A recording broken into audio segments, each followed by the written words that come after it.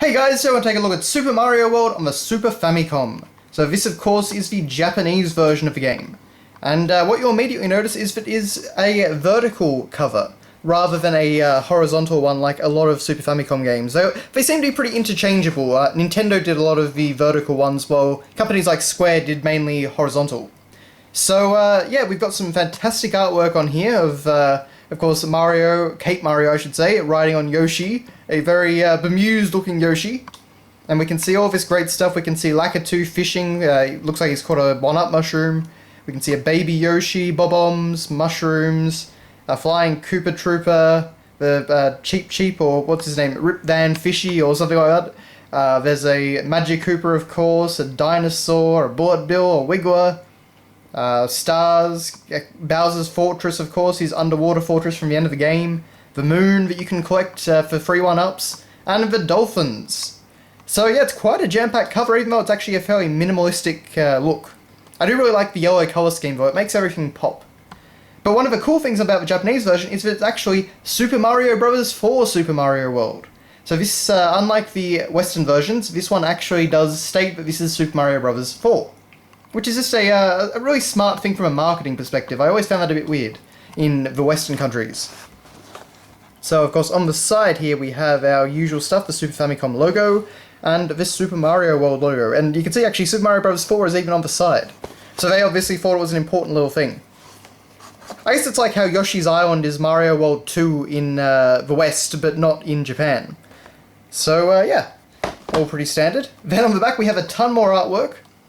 So of course we've got Mario riding Yoshi again, and yeah, we've got a lot of the same artwork pieces from before. We've got the Sumo Brother, we've got the Charging Chuck characters, we've got all the, oh, sorry about it. We've got all the Koopalings over there on the castle side. We've got, of course, Peach. Luigi is even flying, so there you go, he actually gets his look in.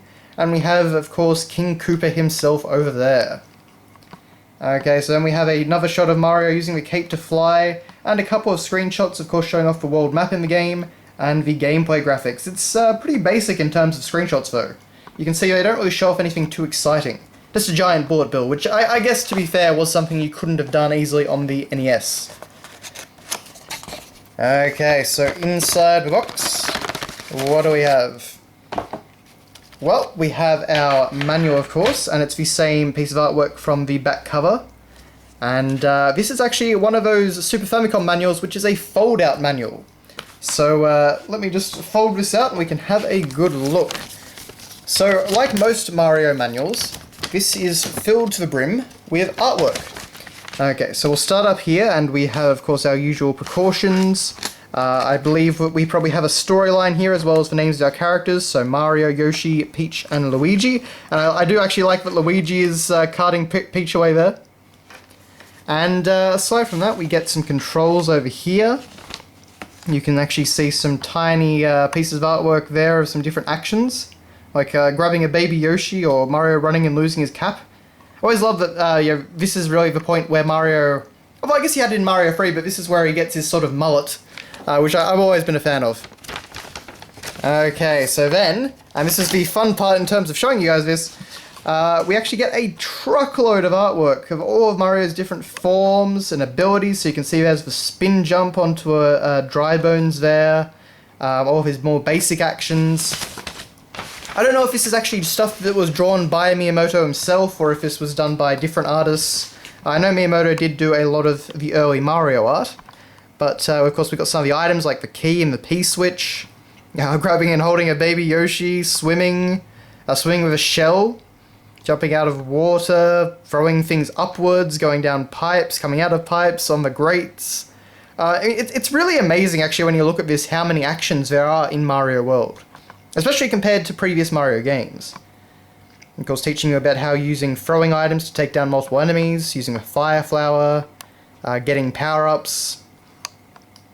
Of course, all the baby Yoshis, growing a baby Yoshi into adult Yoshi, all of Yoshi's different abilities, of course.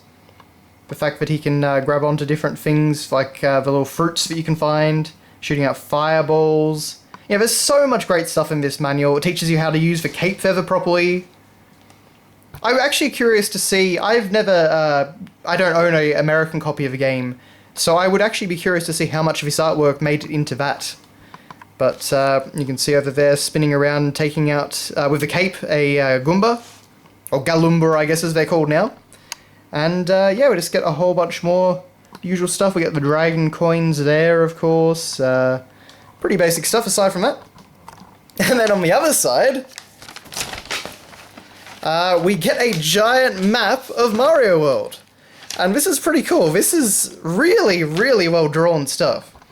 So you can see we've got this super detailed map. We start on Yoshi's Island and we make our way through, what is it, Donut Plains. Go through the cave, of course. We've got the bridge. Yeah, this looks really, really cool. Forest of Illusion over there, of course. And it kind of makes it feel more like a Zelda game than a Mario game, having something like this with it. Of course, we've got the tower there. We've got the sunken ship. And, of course, we have the little rock circle, which holds Bowser's secret fortress.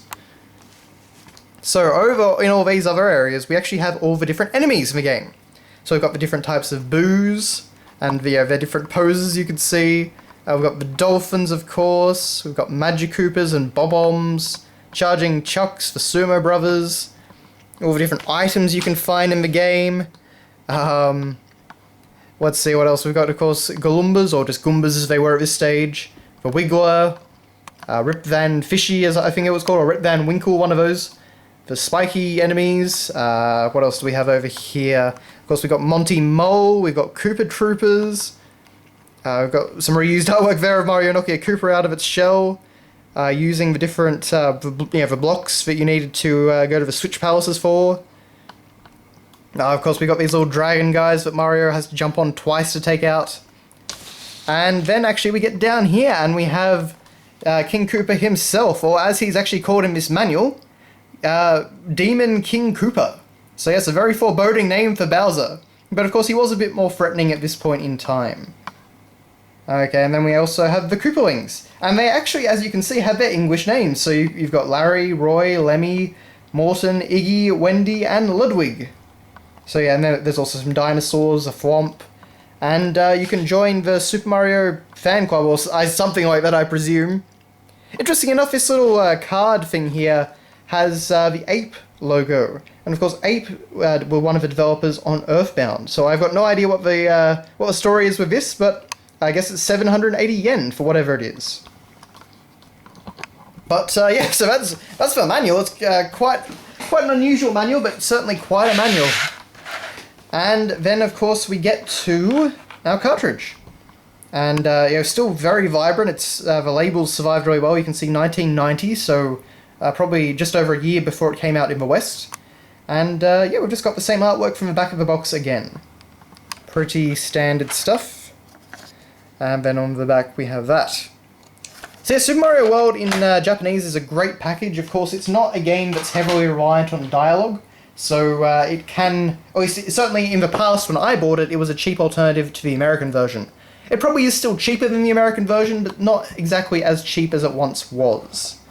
But anyway, that is your look at the Super Famicom version of Super Mario World. So thank you very much for watching, guys, and I'll see you next time.